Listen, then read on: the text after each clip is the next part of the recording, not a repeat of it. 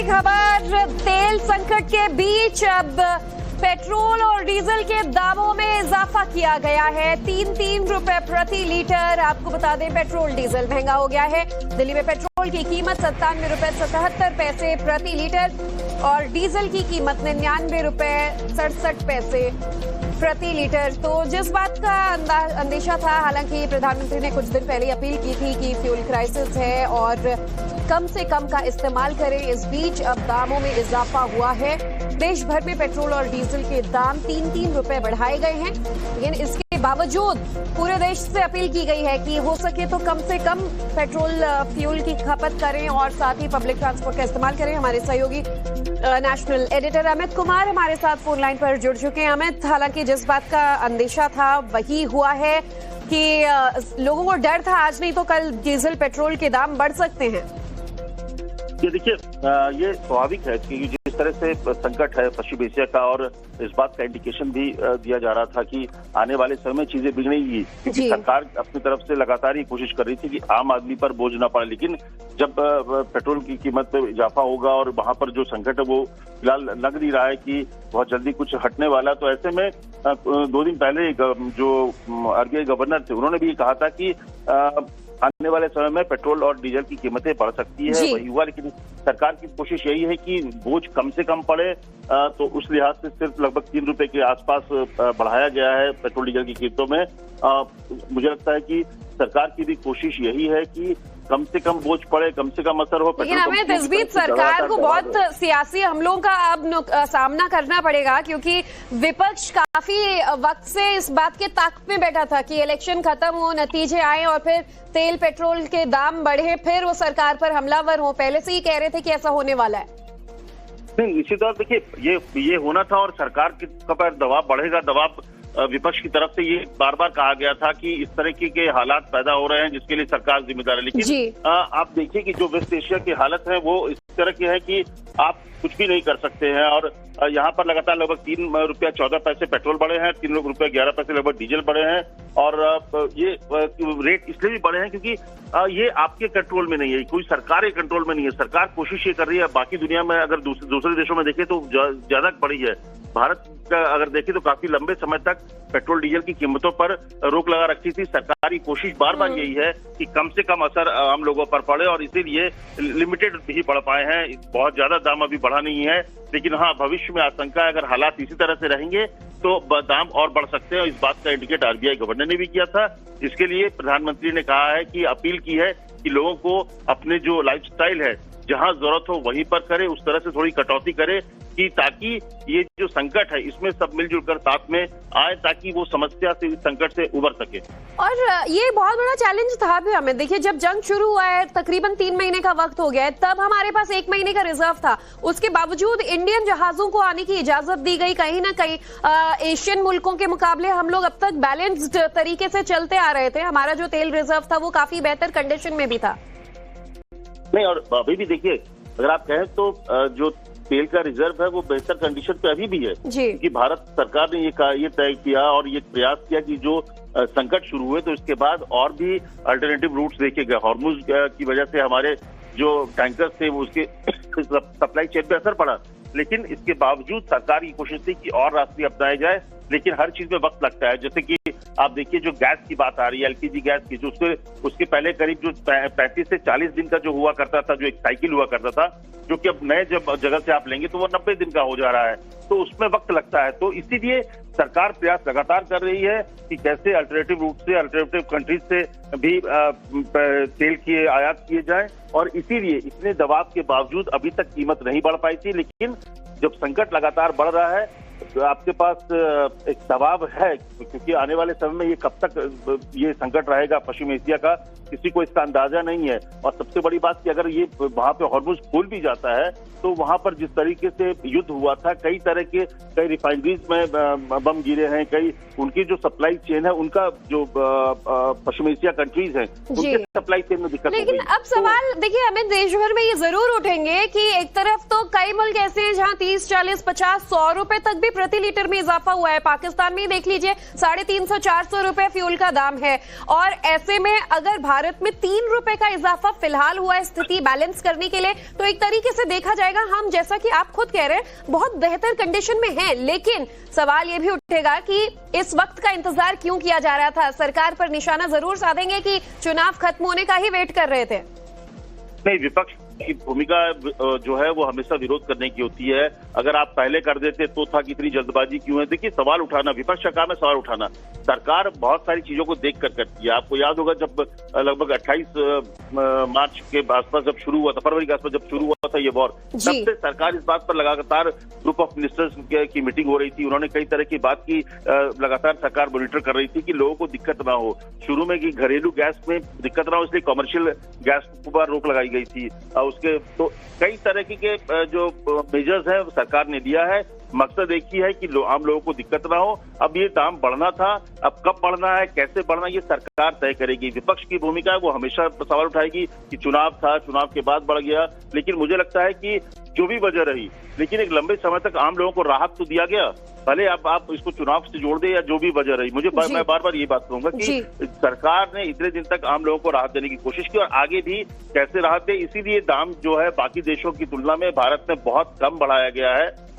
मुझे लगता है कि ये बहुत बड़ी राहत और बहुत वक्त बाद भी, मुझे लगता है, if I am not wrong, मुझे शायद 4 साल बाद पेट्रोल और डीजल के दाम में ये इजाफा हो रहा है। काफी लंबा वक्त, वरना अक्सर देश में देखा जाता था गाए बगाए दामों में इजाफा तो होता ही था। लेकिन हमें अब सबसे बड़ा सवाल ये, जिस बात का डर था, चलिए सियासत होता रहेगा, आम आदमी पर अब एक महंगाई की मार पड़ने वाली है। ना सिर्फ ये फ्यूल संकट, बल्कि अब सप्लाई चेन, खाने पीने से लेकर हर चीज धीरे धीरे महंगा होगा।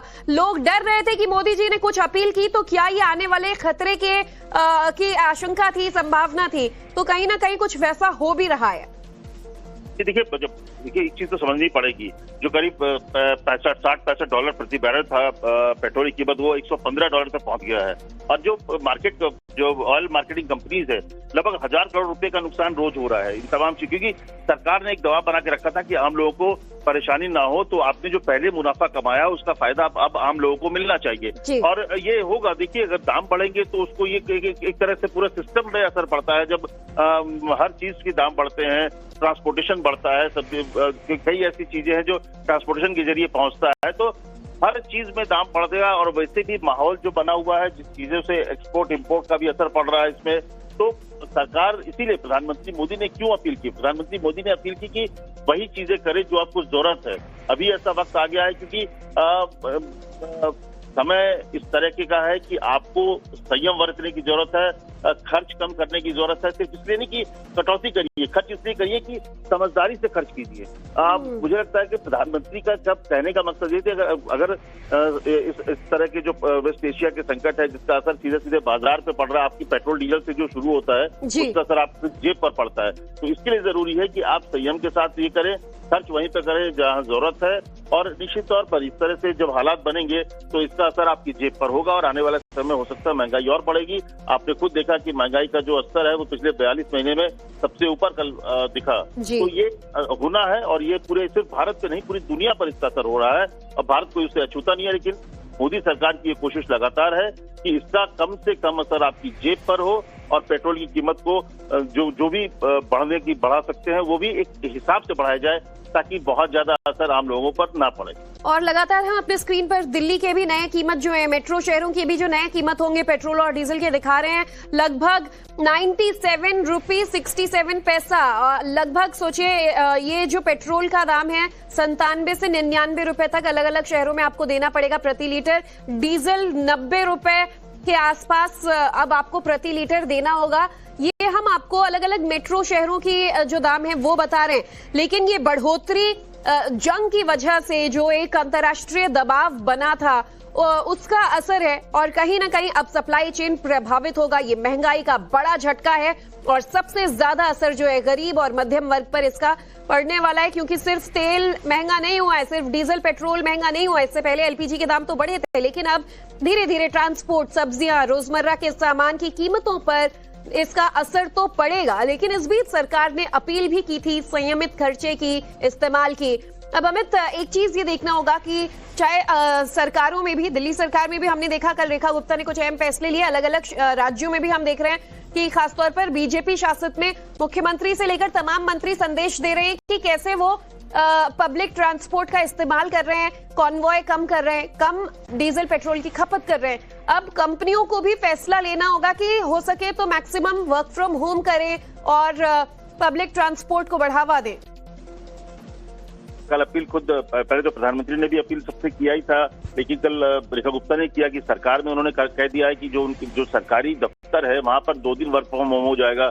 पब्लिक ट्रांसपोर्ट से बात करी, लेकिन उन्होंने ये भी अपील की जो प्राइवेट सेक्टर्स हैं उनको भी इस पे काम करना होगा कि वर्क फ्रॉम होम वो करें। और जिनको जैसे कोविड काल में सबने देखा है कि ये जो कंपनियां इस तरह से वर्क फ्रॉम होम से काम हो सकता है, वहां पर मुझे लगता है ये समय है कि सबको साथ आना पड़ेगा। ये कोविड के, इसलिए प्रधानमंत्री ने कोविड की बात की थी कि कोविड के वक्त पूरा देश एकजुट होकर सबने साथ आए थे, और ये भी एक वैश्विक संकट है, कोई ये भारत सरकार या भारत में पैदा हुआ संकट नहीं है। तो जब एक ग्लोबल क्राइसिस का वक्त होता है तो पूरे देश को एक साथ खड़ा होना होता है। वहां पर आप पक्ष और विपक्ष की भूमिका अलग होती है, लेकिन ये बयानबाजी हो सकता है, लेकिन इस संकट से उबरने के लिए सबको साथ आना पड़ेगा।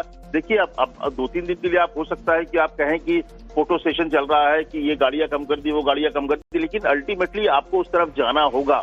आप सबको मिलकर तमाम लोगों को ये बात ध्यान देना पड़ेगा, जो दफ्तर है, सरकारी दफ्तर है, कार पूलिंग पर फोकस करनी पड़ेगी कि अगर आप एक सोसाइटी से एक तरफ जा रहे हैं तो कार पूलिंग करें, मेट्रो का इस्तेमाल करें। ये कोशिश ऐसी होगी, क्योंकि ये अगर आप नहीं करेंगे तो आने वाले समय में स्थिति बिगड़ेंगी। तो सरकार की पूरी कोशिश है, आज भी जो हमारा जो डिपॉजिट्स है, जो है वो पेट्रोल डीजल का सब कुछ तैयार है, लेकिन भविष्य में गड़बड़ी ना हो, भविष्य हमारा ठीक रहे, इसके लिए जरूरी है कि इन पेट्रोल डीजल या तमाम चीजों का जो इस्तेमाल है वो संयमित हो, उसको बचाने पर फोकस हो, ताकि ये वार चल रहा है तो उससे जो प्रॉब्लम हो रही है तो ऑल ओवर ही हो रही है, और वो बढ़ना ही है। वो तो हमें भी पता है, आप मतलब प्रिपेयर तो है ही उस चीज़ के लिए भाई कि किस दिन बढ़ेंगे, ये सोचने वाली बात है, लेकिन बढ़ने जरूरत है, ये तो सबको ही तो पता था। अभी इलेक्शन हो रहा है तो बढ़ना ही है।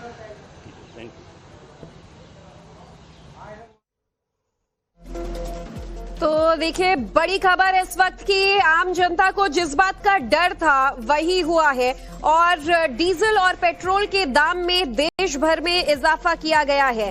फिलहाल बताया ये जा रहा है कि 3-3 रुपए का ये इजाफा हुआ है, और आने वाले दिनों में संकट बढ़ भी सकता है अगर युद्ध के हालात सामान्य नहीं हुए जल्द से जल्द।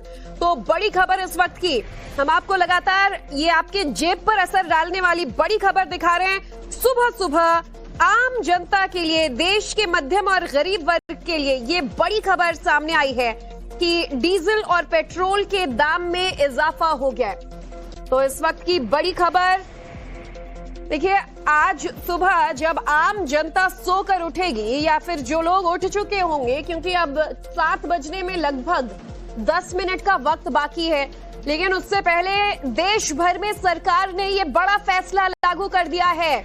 जिस बात का लोगों को डर था, आशंका थी, डीजल और पेट्रोल के दाम में 3-3 रुपए प्रति लीटर का इजाफा हो गया है। तो दिल्ली में पेट्रोल की नई कीमत अब 97 रुपए 77 पैसे होगी, और